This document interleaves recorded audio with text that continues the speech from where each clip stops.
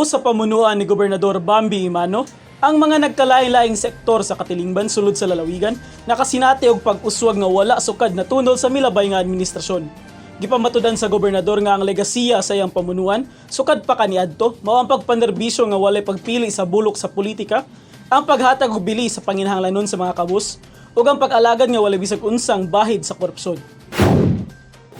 Sa sektor sa edukasyon, baguhay lamang giaprubahan ni Gobernador Bambi Imano ang paggahin og 81 milyones ka pesos ngadto sa local school board aron ponduhan ang gilaraw na pagpatukod og dugang na mga daycare centers sa Hasaan, Claveria, Initaw, Mantikaw ug Naawan. Dugang mga classroom sa mga tungaan dito sa Mantikaw, Taguluan ug El Salvador. Pagpalit sa mga labing gikinahanglang mga kagamitan, subay sa bagong normal na pagtuon sama sa mga bond paper ug flash drives nga libreng ipanghatag sa mga magtutungha. Giaprubahan usab ang pagpalit og mga telebisyon nga mokabat og 15 milyones ka pesos aron magamit sa tanang mga estudyante sa tanang mga tunghaan sa lalawigan. Kung hisgutan ang edukasyon, makita og mabatig yun nga ang kwarta alang sa katawhan, gisiguro ni Gobernador Bambi Imano nga madapat sa insakto ug ang mga panginahanglanon mahatag sa daling panahon. Sa sektor sa agrikultura, padayon na paghatag ayuda sa mga mag-uuma aron sa pagpalambo sa panginabuhian. Gani, bago pa lamang nag-harvest sa ilang mga cultured na bangus, ang asosasyon sa gagmayng mananagat sa Malingin Upol kung asa mukabat sa 2,100.65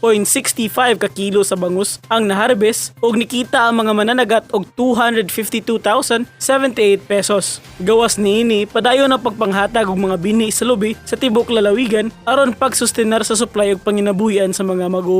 Kung asa mukabat sa 36,000 ka mga mag-uuma ang nakadawat. Padayon usab ang hugot na pagbantay sa mga checkpoint sa magsaysay ug lugait aron mapugnan ang pagsulod sa African swine fever sa lalawigan. Ang maong mga lakang sa gobernador gipunting aron nga taliwala sa pandemya, dili magkulang ang supply sa pagkaon sa Misamis Oriental, inubanan sa pagsigurong magpabiling nagdagan ug daling makabakod ang ekonomiya sa lalawigan gikan sa mga kalisod nga dala sa COVID-19. Kining tanan tipik lamang sa mga programa ni Gobernador Bambi Imano alang sa katawhan sa Misamis Oriental. Dili kalimod nga tungod sa maayong pagdumala ni Gobernador Bambi Imano, ang Misamis Oriental dako na og kabag-uhan kung itandik kaniadto. Miubos ang ihap sa kapobrehon, natagaan og insaktong suporta ang mga mag-uuma, natabangan nga makahuman sa pag-eskwela ang libuan ka mga estudyante, pinaagi sa scholarships, ug nahimong moderno ang mga balay tambalanan sa lalawigan. Damgo, Pangandoy, ug tinguhan ni Gobernador Bambi Imano ang hamugaway nga kinabuhi alang sa tanang mga kabus nga misamisnon. Butang nga iyang giisip nga katungod sa tanang mumulupyo sa lalawigan.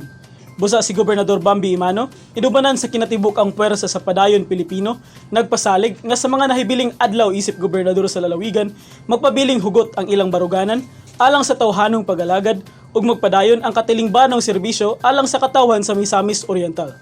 Ako si Lambo Jebson Patlunag, alang sa limpyo ug matarong nga panggobyerno, padayon Pilipino.